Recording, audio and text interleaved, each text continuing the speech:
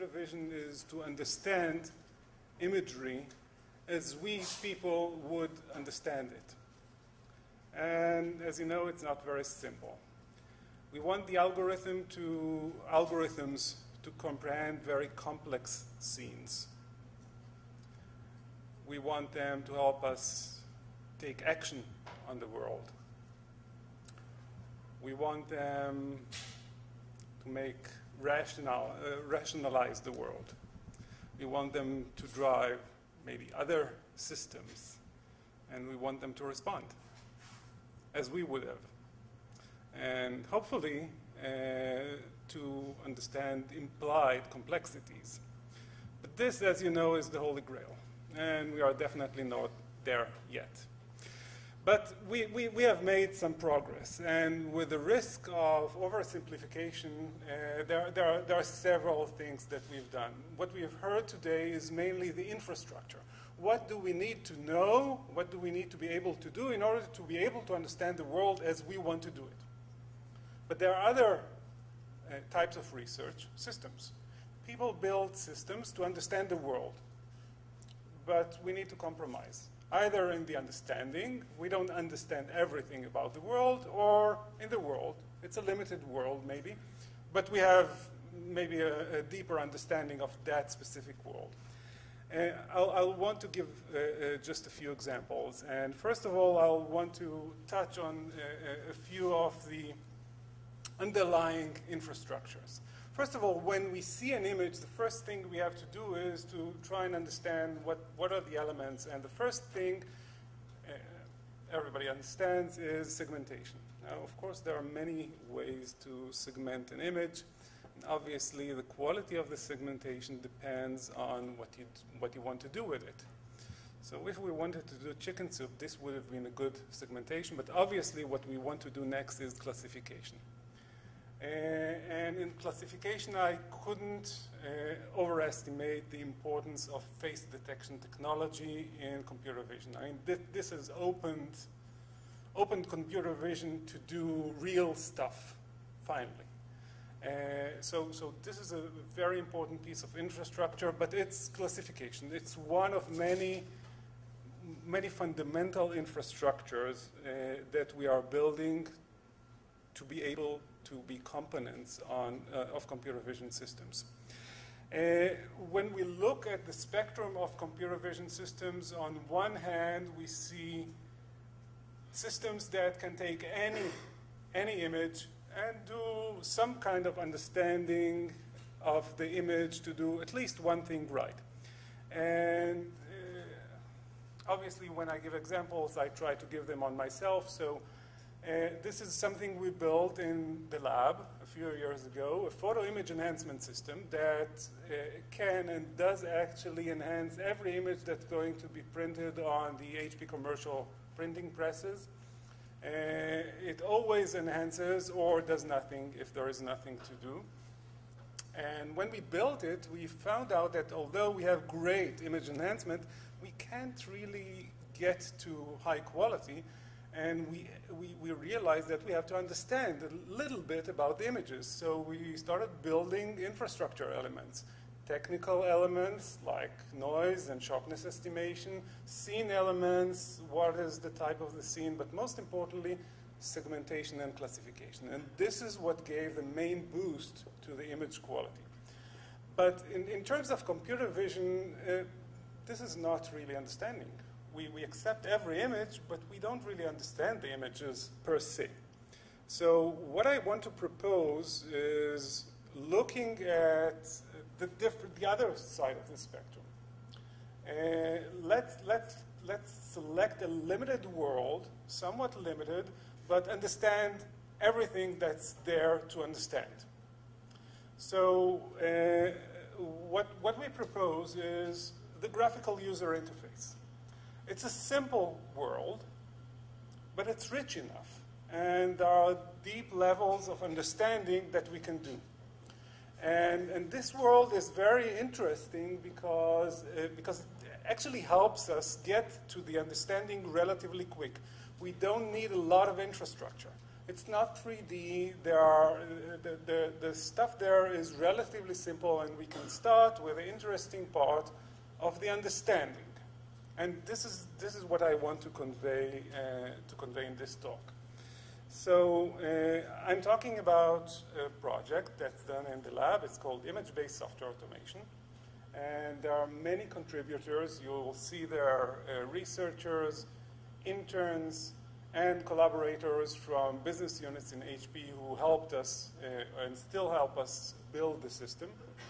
I want to highlight Sagi Shine, whom some of you know, and he's the principal investigator. Ruth Bergman, who managed this project and now is the manager of HP Labs in Israel. And Ayelet Noeli, Pavel Kisilev, and David Leavi, who each lead one of the modules. And I'll speak about each of those modules in the talk.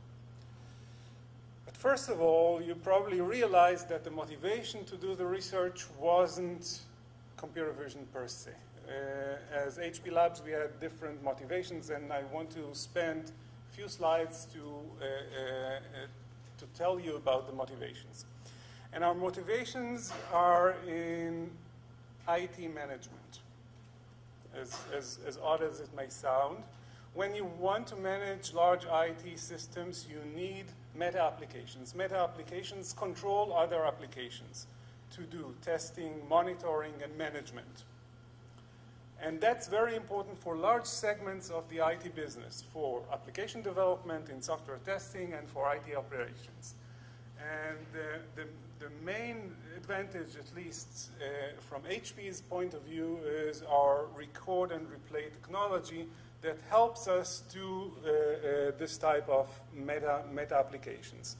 So what is record replay? When a user does what they usually do on the computer, the meta application records what they do and produces a script. So this is the record stage. Then the script is run on the application throughout the life cycle of the application and in many parameters to make sure that the system works correctly. And then it may load the system to see how it performs under load, and then during operation it monitors, for example, to validate response time. So this is the replay function. I will focus mainly on the record function today. So notice we want to understand what happens there on the computer screen while you actually run the system. So the state of the art, and I think the advantage HP has in that market, is the record replay technology that's dependent on deep knowledge of the object model. So this is what happens today, but today we see that there are a lot of problems. What if we cannot access the internal object representation? And it happens, for example, in mobile. Mobile is very important now. We don't have any access to the internal models. What do we do when we want to monitor and test applications on mobile? Do we do it manually? Web 2.0, Flash applications. All those have some object models, but they are immensely complicated. So it's a challenging technical problem. What happens in hybrid environments, non-Windows environments? All these need a lot of investment, and the solution is look at the image. If we understand it, why not the computer? We want to understand it as people do. So what does it imply? What do we need to understand if we want to understand the GUI? Let's look at what the classical approach gives us, and let's focus on one of the GUI elements. The document object model is a very complex tree, but we can analyze it, and it provides us names, and it provides us the type of the object, for example, a list box in this case, and it provides us the possible functionality of the GUI model. It's all there in the tree model. We need to do that from the image. That seems possible, right? We have a list opener and a list. Together, they are a combo box, which we identify as a list opener and or a list box. And this helps us define the functionality of the GUI element. And if we also understand which GUI element it is, this helps us to write and execute a command like set the depart time to 9 a.m., for example. But it's not so simple, as you can imagine. What it implies is structural analysis, which includes segmentation and classification, and semantic analysis. This is where we introduce a significant innovation, I think, which is, we call it the visual parser.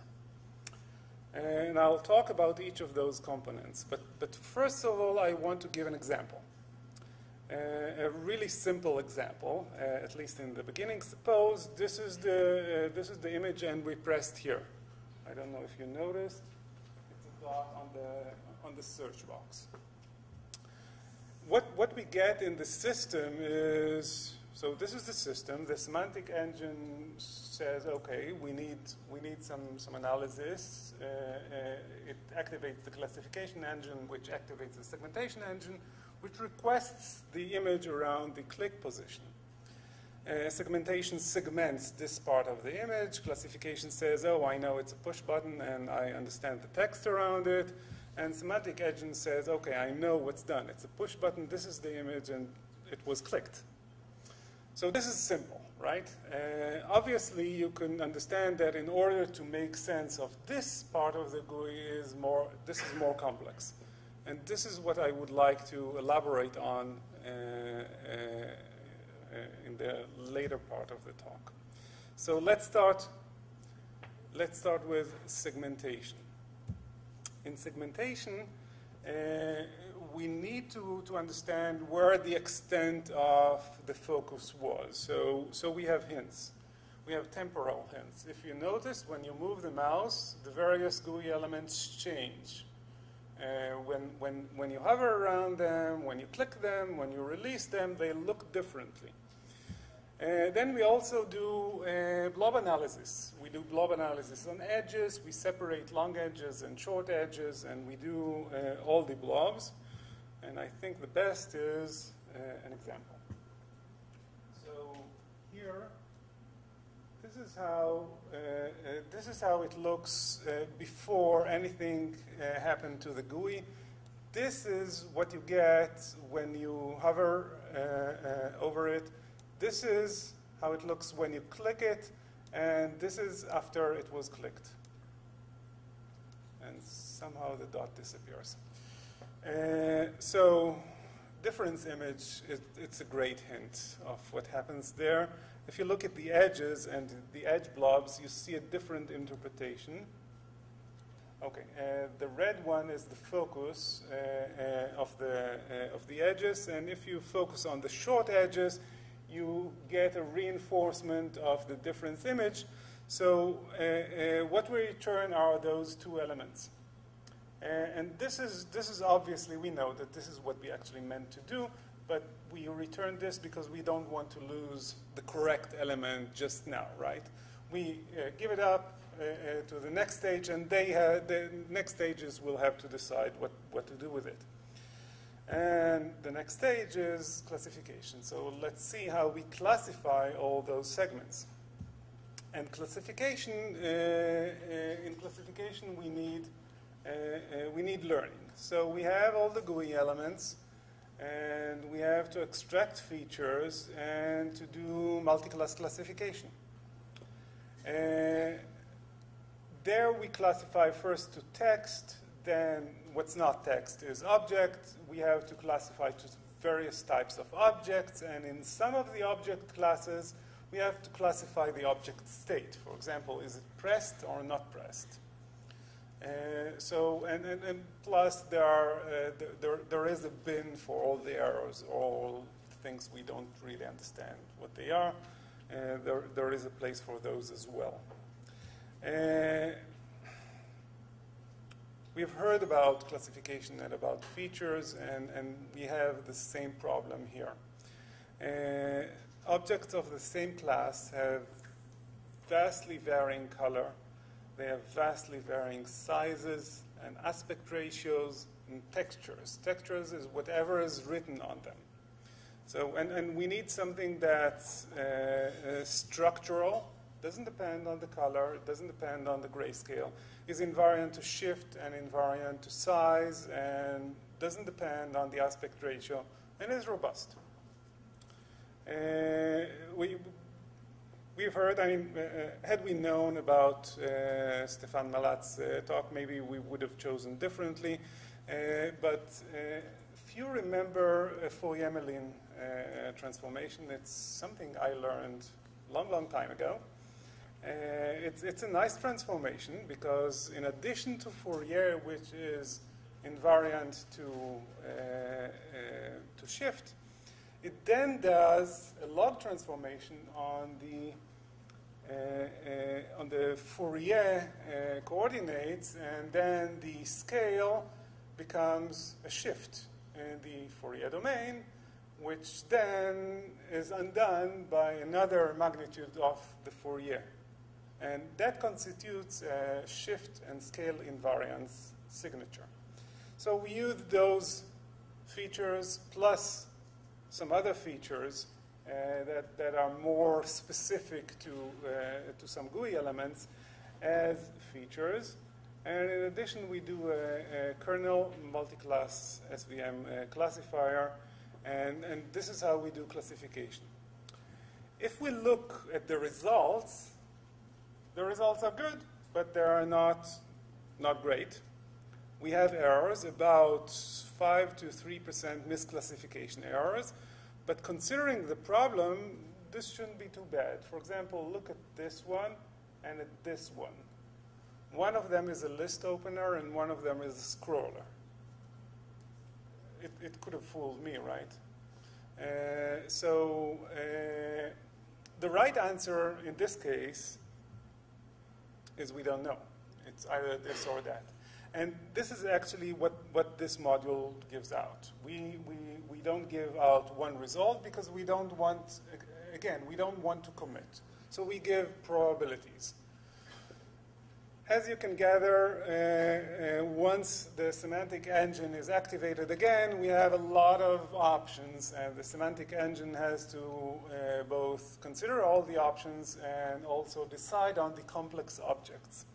And this is relatively interesting. Now, think about these type of objects. We want to make sense of all these types of objects from the various segments that the segments and classes that the system provided for us. How do we make sense of it? So, when we consider what the semantic part the structural part gave us, we started with a bitmap.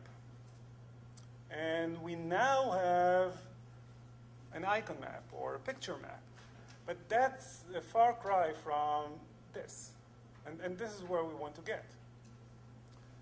So what is this part?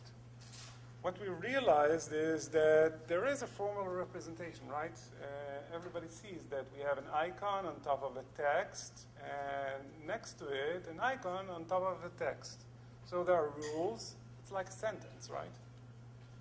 So we could, in a sense, call it a visual parser once we invent the right language for it. And in that analogy, this is a visual lexer. So we have that framework, and let me give you an example. So we have a radio button set, and this radio button set is a radio button, and it's on the left side of a text, and there are many of these vertically, right? So this is a radio button set. We need to write it formally somehow, and we have a language for it. So this is a right-titled template. So it's a right-title X. Right-title X is X, center-aligned to some text. And then it's on top of the same thing where both the X and the text are left-aligned. Okay, there are some distances there, but that's technicalities, and of course, another technicality is that it ends somewhere. So the end element is also there. Once we have this, we can define a radio button set. A radio button set is a vertical list of those elements ending with an end element. For example, this is the end element, and this is one of the cases of the couples. But we can also define a checkbox set, right? And we can also define a vertically titled icon list set, right? So it's a titled icon, and it's a list of vertically aligned titled icon sets. So this is a formal description of something that's very complex. So this is how the system looks like. We write the GUI rules in a language. This is compiled, and basically we have a parsing graph. This parsing graph is fed into a parser, which is then fed by the lexer to give us the realization that this is a radio button set, and we selected the car-only option from this radio button set. I mean, the principles were hierarchy, which is made of structural and semantic elements. The language is visibly pushed-down language, and we are also aware of temporal heads. So this is how we looked at our specific small world. And the question is, can we extend to general images? Now, this is an open question, and this is actually the only reference to outside work I have in the talk, and this is the conclusion. What I think is that since the real world is 3D, the semantics in this world have to be 3D, and this is why work on 3D, some of it is done here in the Technion, is very relevant. Because I think that once we have the additional type of infrastructure of understanding the 3D, on top of it we can do the parsing, and this is a potential advancement not only in the GUI world, but in the real world images as well. So as my children used to ask when we still travel together, are we done yet? So no, we aren't done yet, but I hope we are closer. Thank you.